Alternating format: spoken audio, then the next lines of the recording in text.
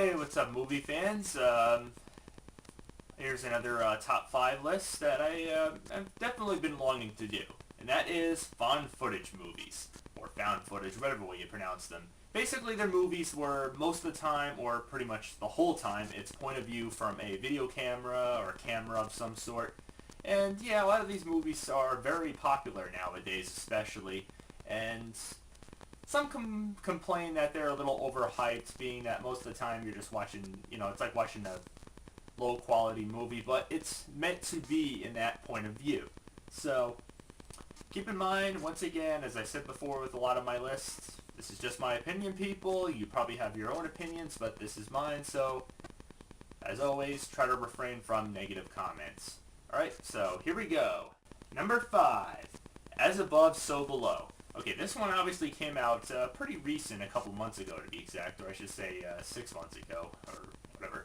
Anyway, yeah, it's a pretty recent film, and it's obviously about an archaeologist slash prodigy that pretty much can speak multiple languages, and it's kind of a mix between, haunted house, or I shouldn't say haunted house, adventure point of view. It's kind of like an Indiana Jones point of view, the video camera, because a lot of times this woman's going out of her way and risking her life and the lives of pretty much everybody else, and obviously it has your typical jump scares and such. It does start out slow like any of these movies does, and as you know, they go below the catacombs of France to uncover certain treasures and stuff, and of course, yeah, I would agree it's a little far-fetched. I can understand why it got pretty negatively received, mostly mixed and negative reactions.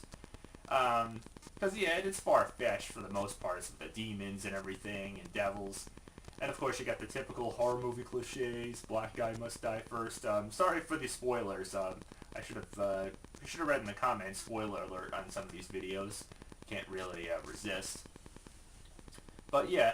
And, of course, they go into deep into the catacombs. And most of the time, I actually really wanted to hate this movie, but I really couldn't. I got so into it. Because most of the time, yeah, if you really get into it, especially if you see it in a dark theater, it's pretty damn scary.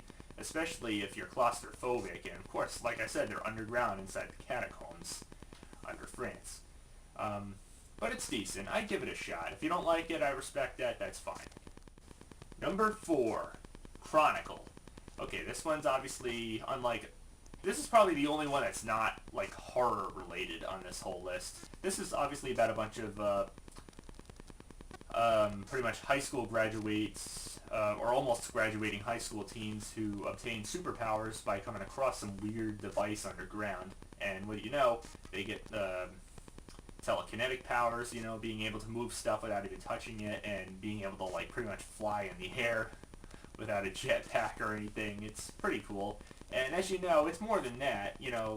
They realize their powers, come great responsibility along with it. And one of them obviously has a very dysfunctional family, has a mother who's obviously terminally ill, and a father who's pretty much an asshole. And he overabuses his powers while his friends try to convince him not to.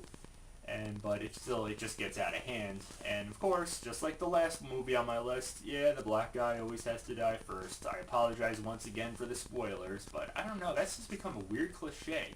Even in a non-horror film, it's become a cliche. I don't understand that. But anyway, this is a very good movie. Maybe slow at some parts, but it's pretty fascinating concept, and definitely explores, the whole, as I said before, with great power comes great responsibility scenario with obtaining superpowers. So definitely check this one out. Number 3, Cloverfield. Okay, you probably saw this one coming. This is a giant monster movie, and, well, sort of a horror film, but mainly a giant monster movie. It's kind of like Godzilla or well, basically it's a destructive monster movie, but, of course, it can't be on this list if it's not all point of view from a video camera, and it can be very shaky, just like all these movies are. Not much to say. Giant monster movie. Can't really say anything much about the monster.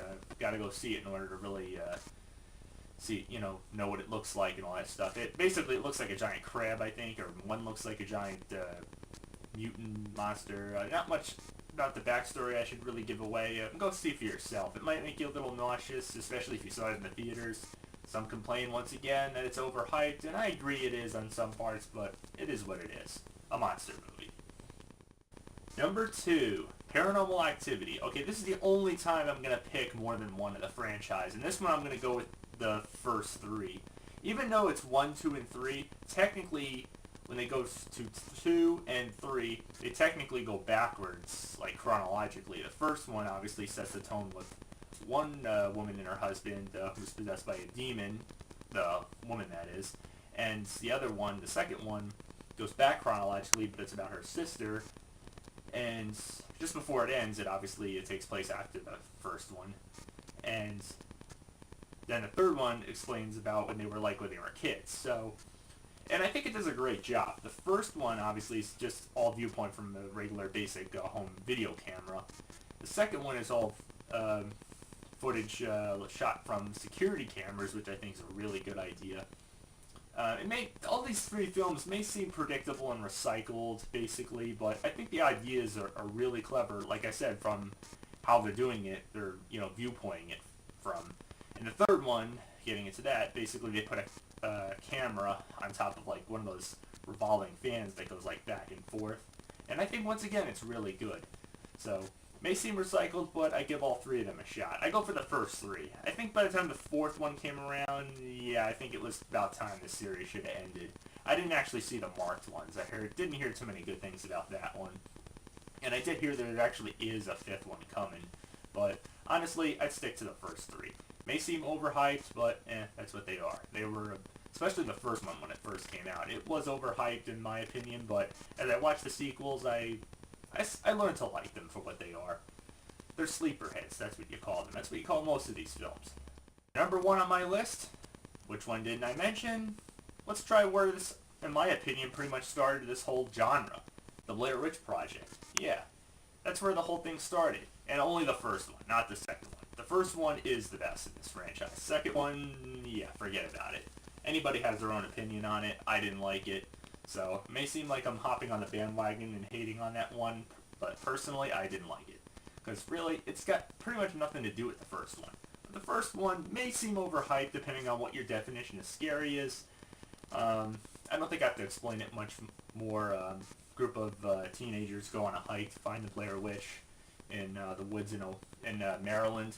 And as you know, things go wrong, they get lost, and stumble upon some pretty frightening things. But, depends on what your definition of frightening really is.